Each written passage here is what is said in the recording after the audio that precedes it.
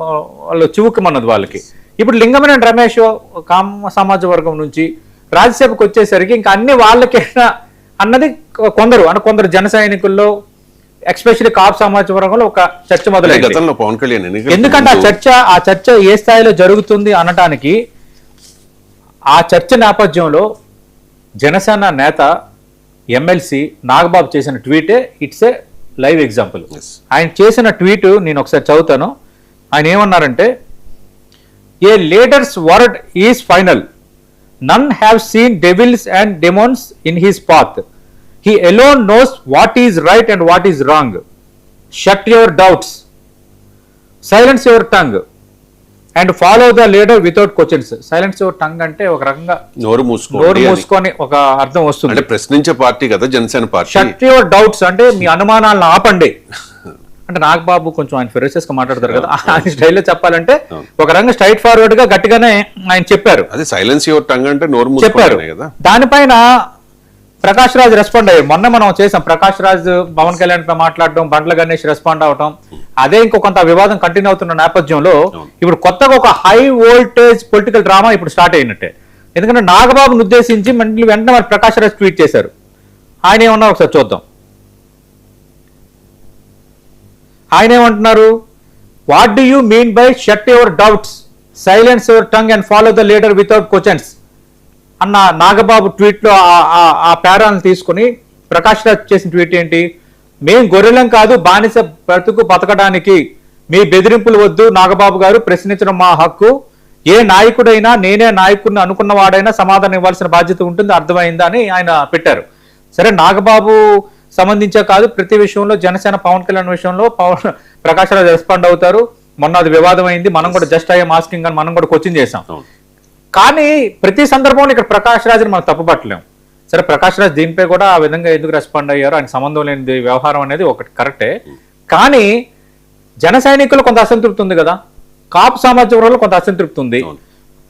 Nagababu party అధ్యక్షుడు అంటే నేను అంటున్నా, ఆయన ట్వీట్ చేయడంలో తప్పులేదు. నాగబాబు పార్టీకి సంబంధించిన ప్రధాన కార్యదర్శి, శాసనమండలి సభ్యుడు, పార్టీలో చాలా కీలకంగా పార్టీ బలోపేతానికి ప్రయత్నం చేస్తున్న వ్యక్తి, ఆ విషయంలో రెండో అభిప్రాయం లేదు. కానీ ఆయన ఎలా పెట్టాల్సిందంటే ట్వీటు ఇంత పరుషంగా, ఇంత ఫెరోసియస్ లాంగ్వేజ్లో కాకుండా,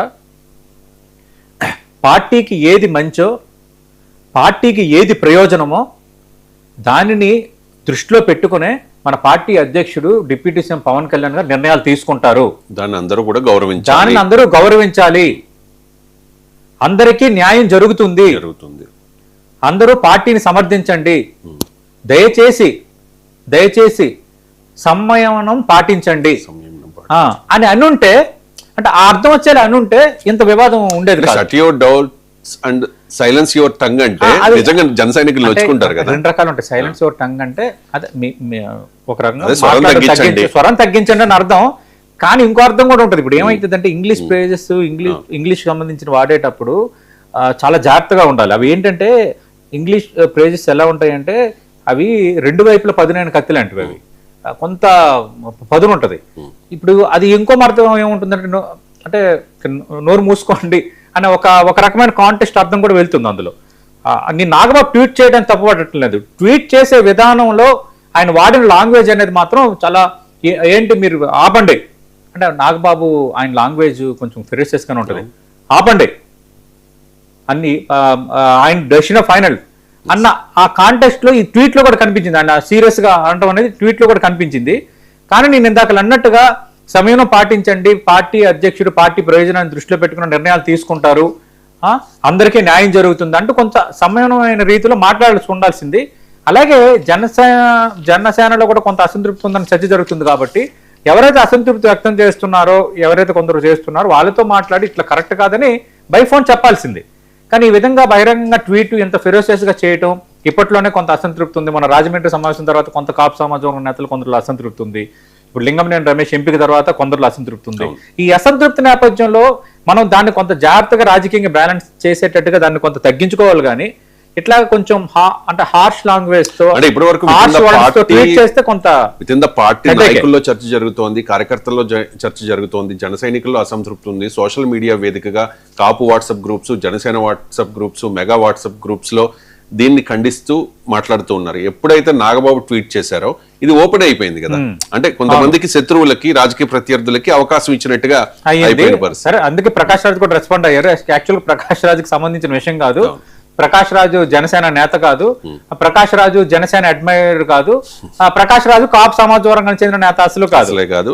ఏది రెస్పాండ్ అయిపోయాడు అంటే ప్రకాష్ రాజు ఆంధ్రప్రదేశ్ వ్యక్తే కాదు, ప్రకాష్ రాజు తెలంగాణ వ్యక్తి కూడా కాదు. అలా చూసుకుంటే అది ప్రకాష్ రాజు విషయంలో నేను తప్పుపడతాను.